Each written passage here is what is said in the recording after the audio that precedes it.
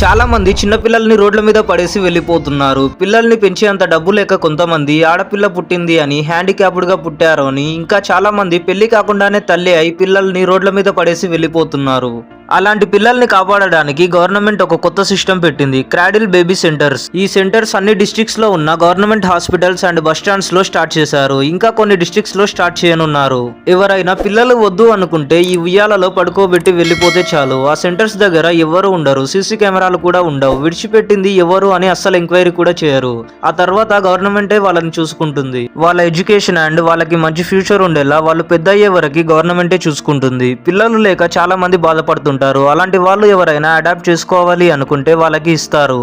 కానీ కొన్ని కండిషన్స్ ఉంటాయి. వాళ్ళ బ్యాక్గ్రౌండ్ లో వాళ్ళకి ఎలాంటి కేసులు ఉండొద్దు. బీపీ, షుగర్, క్యాన్సర్ ఇలాంటి కమ్యూనికేబుల్ డిసీజెస్ ఏవి ఉండొద్దు. ఎకనామికల్ స్టేటస్, పోషించగలిగిన అన్ని డబ్బులు ఉండాలి. ఈ కండిషన్స్ తో ఎవరైనా సరే బేబీని అడాప్ట్ చేసుకోవచ్చు. ఒకవేళ మీరు పిల్లలు వద్దు అనుకుంటే డస్ట్బిన్స్ లో, ముళ్ళ పొదల్లో పడేసే బదులు ఈ ఉయ్యాలలో పడేయండి. వాళ్ళకి మంచి ఫ్యూచర్ ఉండేలా గవర్నమెంటే చూసుకుంటుంది. ఇలాంటి ఇన్ఫర్మేటివ్ వీడియోస్ కోసం మన ఛానల్ని వెంటనే సబ్స్క్రైబ్ చేసి బెల్ ఐకాన్ ఆల్లో పెట్టుకోండి.